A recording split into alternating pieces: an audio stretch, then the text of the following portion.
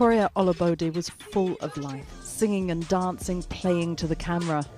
The 12-year-old also had sickle cell disease. Oh, the time has come for my dreams. And in July 2019, she died after being admitted to Royal Manchester Children's Hospital.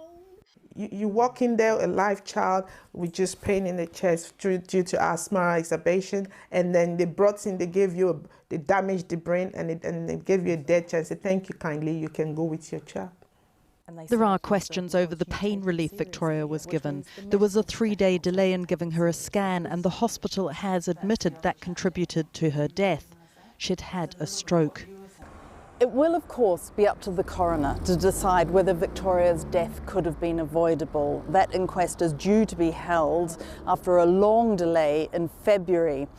But today, a report by a group of MPs is published into what they describe as a long list of deaths and near misses of people with sickle cell. It is a hard-hitting, sometimes distressing report, which is called "No One is Listening." 2019, the same year Victoria died, so too did Evan Smith, a 21-year-old from North London.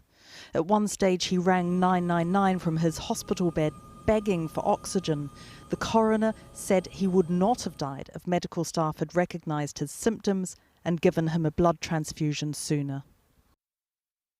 Today's all-party parliamentary group report on sickle cell and thalassemia pulled. The MPs reveal a pattern of many care, stigmatisation and lack of prioritisation, which have resulted in sickle cell patients losing trust in the healthcare system that is there to help them. And it says there is the question of race. Is a condition that overwhelmingly affects black people, and the lived experience of people with sickle cell is that they're not getting equality of treatment in the NHS. Nobody wants to set one group above anyone else, but they do want equality of treatment, and with sickle cell right now, we don't have that. 15,000 people in the UK have sickle cell, yet the report concludes staff often don't know the condition and aren't trained properly. As a result, patients are regularly treated with disrespect, it says, not believed or listened to, and not treated as a priority by healthcare professionals. Victoria Olabode's family has been left completely crushed, the loss of their beautiful daughter. Their son, Victoria's twin, who also has sickle cell, is now left without his other half.